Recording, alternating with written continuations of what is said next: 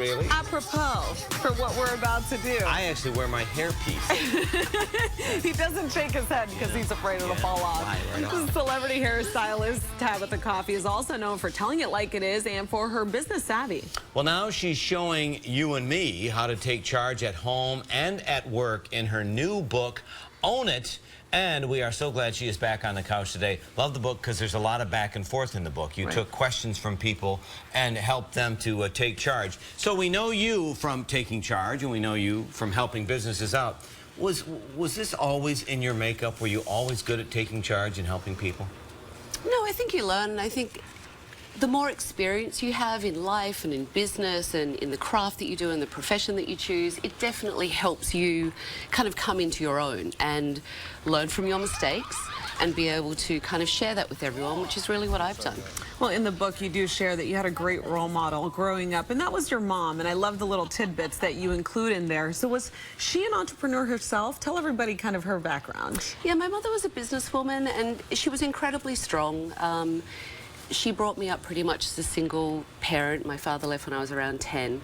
And my mother was very tough, a really strong businesswoman, didn't mind speaking her mind, came from the tough love kind of brand, which she definitely passed on to me and taught me.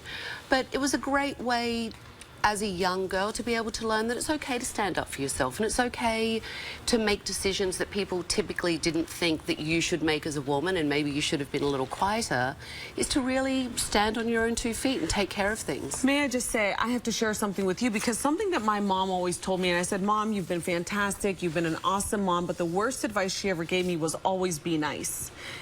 Being nice all the time is not the right thing to do, you know, and I think that your book actually gives people an outline as to how to handle certain situations in life. I think being nice is fine. I think I'm nice, right? But I'm honest, and I don't mind sometimes telling people the hard truths or hearing them. I don't mind hearing them about myself as well, or telling them to myself, so that I can improve myself and my business and the things that I need to do so that I can be successful. But I think sometimes when you're overly nice and accommodating, you can become a doormat for people, and you let people, you give them permission to step all over you, as opposed to saying, you know what, here's my boundary, I'm really sorry, that's unacceptable to me. And that's okay. People will only treat you the way you let them treat you. Absolutely. And nice does not mean weak. But you say a lot of great practical advice. Number one, you have to come up with a plan. You always have to come up with a plan. You need to know where you're going and what the roadmap is. And I think for so many people going into business, they think this is a great idea, I have a great idea, I'm a great hairdresser, I'm a great baker, let me do it. But they don't think through what they need to do to become a success. So they open the doors, then they don't have enough money to pay the rent, get the right staff. They don't have those capabilities because they haven't researched properly. Right, but then you also have to make decisions based on your decision to open up a new business, and so that's the hard part too.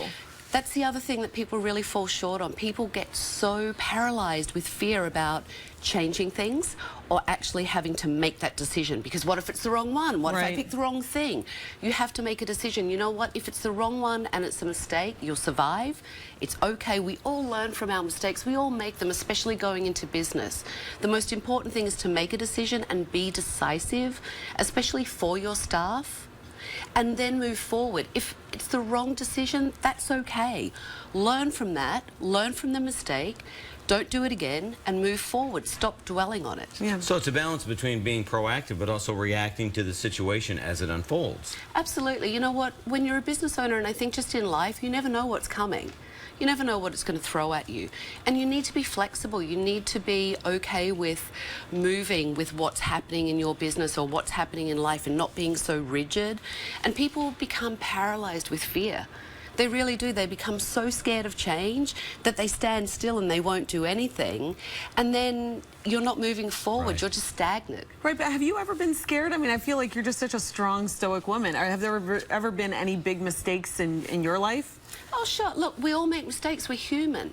And that's how we learn. You know, going into business, I was great with doing the plan, but I needed to learn how to hire the right staff and how to find a balance of being effective behind the chair and being an effective boss and working hard, but not taking everything on. I wasn't great at delegating because I like to control things and do it all myself. So I would make all these mistakes, and I had to learn how to let go a little bit and delegate to people and trust people and bring the best out in them, so they in turn could bring the best out in me and we could all have a successful business. How do you teach people how to treat you?